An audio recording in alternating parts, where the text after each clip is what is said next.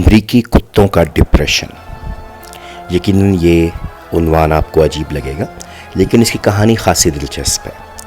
آج سے تقریباً 13 برس پہلے مارچ اپریل 2010 میں اپنے ایک لیبین دوست کے ساتھ اس کی گاڑی میں اپنے شہر سے دوسرے شہر جا رہا تھا. ہم لوگوں کو حلال گوشت چاہیے تھا، کچھ چکن چاہیے تھا، تو کیونکہ وہ لینے کے لیے اپنی گاڑی میں جا رہا تھا اس نے مجھے بھی پوچھا. میں نے کہا ٹھیک ہے میں بھی چلتا ہوں.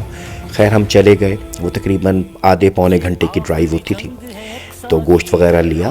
جب ہم واپس آ رہے تھے تو میرے دوست نے اپنی گاڑی کا ریڈیو آن کر دیا اور اس پر ایک بہت دلچسپ پروگرام چل رہا تھا، اور ہم خاموشی سے بیٹھے ہوئے تھے، راستہ دیکھ رہے تھے، اور کان جو تھے وہ ریڈیو کی آواز پر تھے. اور پھر جب اس کو ہم نے سننا شروع کیا تو اس میں کچھ ایسے عنوانات چل رہے تھے، ایسی باتیں چل رہی تھیں کہ جناب میرا کتا جو ہے وہ بہت زیادہ اداس رہتا ہے، وہ بہت کھیلتا نہیں ہے، وہ بہت خوش نہیں ہوتا. کسی اور کی کال آئی کہ جناب جو میرا ہمسایہ ہے وہ اپنے کتے کو بند کر کے چلا جاتا ہے اور اس کا کتا روتا رہتا ہے، اور مجھے احساس ہوتا ہے کہ اس کا کتا کتنا ڈپریسڈ ہے. اسی طرح کہیں اور سے کال آئی کسی طوطے کے بارے میں کہ وہ طوطا ہے لیکن وہ دن بھر چیختا رہتا ہے کیونکہ اس کی کمپنی نہیں ہے، اس کے پاس کوئی ہے نہیں. پھر اسی طرح ایک اور کال آئی کہ ایک مالک جو ہے میرے نیبر میں وہ اپنے کتے کو اچھا فوڈ نہیں دیتا، خوراک نہیں دیتا، اور اس کے ساتھ سختی سے پیش آتا ہے، اور میں بہت پریشان ہوں اس کتے کے لیے کہ اس کا کیا بنے گا. اچھا میں یہ سب کچھ سن رہا تھا. ٹھیک ہے ہم بحیثیت مسلمان ہمارا بھی یہی ایمان ہے کہ ہمیں جانوروں کے ساتھ بھی رحم کرنا ہے، ان کے ساتھ بھی اچھا برتاؤ کرنا ہے، لیکن انسان بہرحال پہلے نمبر پر ہے. تو میں نے اپنے دوست کی طرف مسکراتے ہوئے دیکھا، کیونکہ میرے دوست کو بھی معلوم تھا کہ میں خود ہوم سکنس سے اور ڈپریشن میں سے گزر رہا تھا. تو میں نے اس سے کہا، میں نے کہا یار مجھے ایک بات تو بتاؤ کہ ہم یہاں پر انسان مر رہے ہیں ڈپریشن سے اور اپنے ہوم سکنس سے، اور یہ لوگ اپنے جانوروں کی باتیں کر رہے ہیں. تو اس دوست نے جو جواب دیا وہ یقین کرے مجھے پہلے میں نے اپنے کالم میں لکھا تھا امریکہ جانے سے پہلے بھی، لیکن وہ میرے لیے بہت مزیدار لگا کہ ہاں سب اس طرح سوچتے ہیں. تو مجھے کہتا ہے وہ بھائی، مطلب بات ہم انگریزی میں ہی کرتے لیکن میں اس کو اردو میں بتا رہا ہوں. کہتا ہے وہ یار بھائی وہ امریکیوں کے کتے بلے ہیں اور تم ایک مسلمان پاکستانی ہو، تو لہٰذا اپنا کمپیریزن ان کتوں کے ساتھ مت کرو. یقین کیجیے ہم دونوں نے ایک بلند کہا لگایا گاڑی میں اور میرا ڈپریشن تھوڑا دور ہو گیا.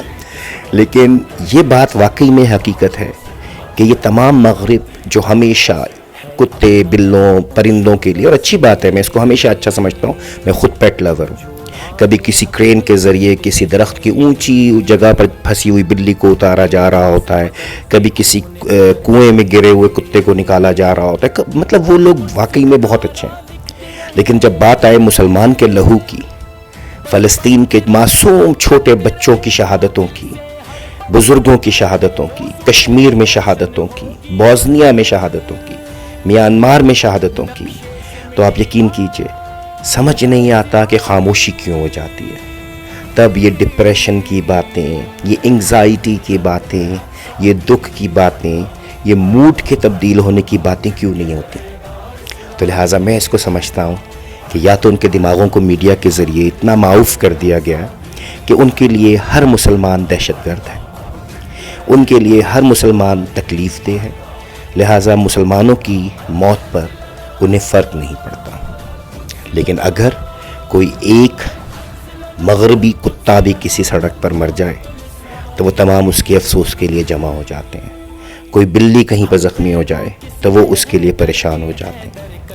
تو میری تو خواہش یہ ہے کہ اللہ کرے کہ جس طرح اب مغرب میں بہت سے لوگ مسلمانوں کے علاوہ بھی فلسطین کے لیے اٹھ رہے ہیں، وہ اسی طرح اپنی آواز بلند کرتے رہیں، اور ہم مسلمان جو کہ خاموش ہیں مسلمان ہونے کے باوجود، ہم پرامن طریقے سے اپنی آواز دنیا تک پہنچائیں، اپنے فلسطینی بہن بھائیوں کے لیے، ان کی آزادی کے لیے، جو اسرائیل نے اپنا ناجائز تسلط قائم کر رکھا ہے اس کو ختم کرنے کے لیے، اور اس وقت فوری طور پر ان تک خوراک پہنچانے کے لیے، ان تک دوائیں پہنچانے کے لیے، اور جنگ کو ختم کرنے کے لیے.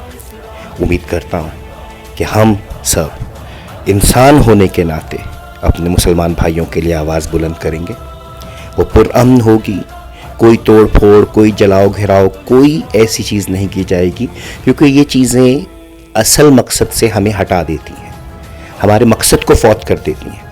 لہٰذا پرامن ہو لیکن پرجوش ہو، مضبوط ہو، اور دنیا مجبور ہو جائے کہ ہمارے دباؤ پر، ہماری حکومتوں کے دباؤ پر وہ فیصلہ کرے کہ اسرائیل کا تسلط ختم کیا جائے، اور جو بچے اس وقت وہاں پر زخمی ہیں، جو بڑے زخمی ہیں، ان کی دوائیوں کا فوری طور پر اہتمام کیا جائے۔